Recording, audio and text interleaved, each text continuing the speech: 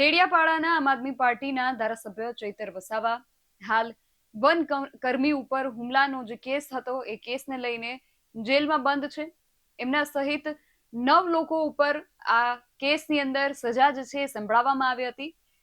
કુલ જે 9 લોકો હતા એમાંથી એક વ્યક્તિ જે છે, જે નવજાત શિશુની માતા હતી, એમને જામીન મળી ચૂક્યા છે, પરંતુ ચૈતર વસાવા સહિત જે 8 લોકો છે હજુ પણ જેલની અંદર બંધ છે. આજે આ કેસની સુનાવણી હાથ ધરવામાં આવનાર હતી, પરંતુ જે જજ હતા એ આજે રજા પર હોવાના કારણે આ કેસની જે સુનાવણી છે એ 15મી તારીખે ઠેલવવામાં આવી છે. પરંતુ ચૈતર વસાવાના સમર્થનમાં આગામી સમયની અંદર સોમવારે આમ આદમી પાર્ટી દ્વારા એક આયોજન કરવામાં આવ્યું છે અને આ આયોજનની અંદર 1 લાખની જનમેદનીને ભેગી કરી અને શું કરવામાં આવનાર છે તેના વિશે વિગતે વાત કરીએ આ અહેવાલમાં. જય હિન્દ, DSI ન્યૂઝ પર આપની સાથે હું છું નિધિ ગઢવી.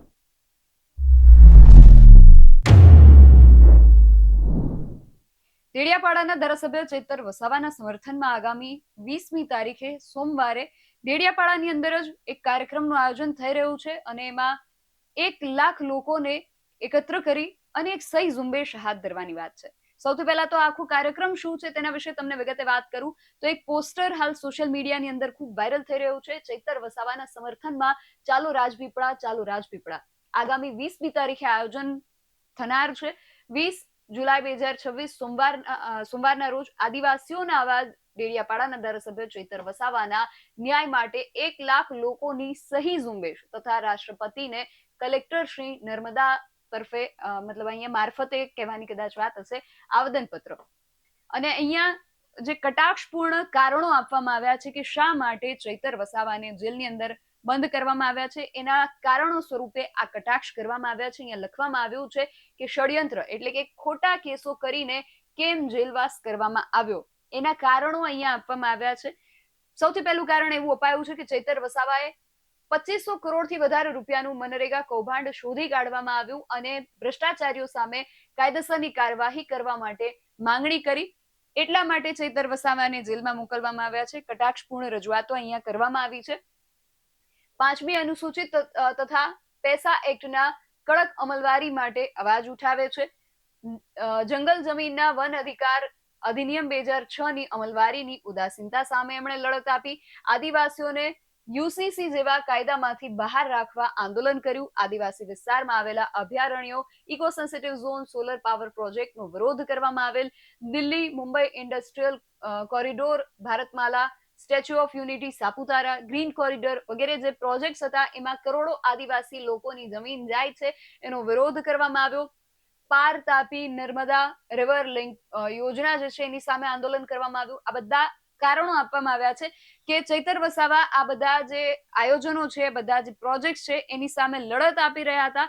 એટલા માટે ચૈતર વસાવાને જેલમાં મોકલવામાં આવ્યા છે. આવા કટાક્ષપૂર્ણ કારણો અહીંયા આપવામાં આવ્યા છે. આગળ લખ્યું છે કે ચૈતર વસાવાએ આદિવાસી વિદ્યાર્થીઓના શિક્ષણ માટે પૂરતી સુવિધાઓ જેવી કે ઓરડા, શિક્ષકોની ઘટ, શિષ્યવૃત્તિ તથા ફ્રી શિપકાર્ડ જેવા પ્રશ્ન માટે લડત આપી સમસ્યા હલ કરી, તેમજ આંગણવાડીઓના પૂરતા ઓરડા માટે કાયમ અવાજ ઉઠાવે છે, તેમજ શિક્ષણના ખાનગીકરણ સામે અવાજ ઉઠાવે છે.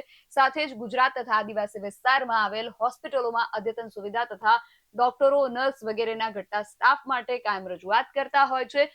ગુજરાતમાં ફિક્સ પગાર તથા ખાનગીકરણનો વિરોધ કરવામાં આવેલ. ગુજરાતના વિવિધ જિલ્લામાં નકલી ઓફિસોનું કૌભાંડ ચૈતરભાઈ વસાવાએ ઉજાગર કર્યું. સ્ટેચ્યુ ઓફ યુનિટી તથા વિવિધ પ્રવાસન ધામોના નામે તથા વિવિધ ઇકો ટુરિઝમના નામે ખેડૂતોની જમીનો ખાનગી કંપનીઓને આપવા વિરોધ કરવામાં આવ્યો. જીએમડીસી પ્રોજેક્ટનો વિરોધ કરવામાં આવ્યો. અંકલેશ્વર, ઝઘડિયા જીઆઈડીસીના કર્મચારીઓ માટે ચૈતર વસાવા અવાજ ઉઠાવે છે, એટલા માટે એમને જેલમાં બંધ કરવામાં આવ્યા છે. એવા કટાક્ષપૂર્ણ કારણો અહીંયા આપવામાં આવ્યા છે અને આ બાબતને લઈને આગામી સમયમાં આવેદનપત્ર આપવામાં આવનાર છે. આવેદનપત્ર આપવાની તારીખ અહીંયા 20 જુલાઈ 2026 અને સોમવારના રોજ સવારે 11 કલાકે તારીખવાર સહિત અને સમય સહિત આ પોસ્ટરની અંદર જાહેર કરવામાં આવ્યું છે. રેલીનો માર્ગ અહીંયા લખવામાં આવ્યો છે. નંદભીલ રાજાની જે પ્રતિમા છે બસ સ્ટેશન પાસે, ત્યાંથી કલેક્ટર કચેરી સુધી જવાનું છે. અને આ સાથે જ આમ આદમી પાર્ટીએ જે આયોજન કર્યું છે તેના વિશે પણ વાત કરવી છે.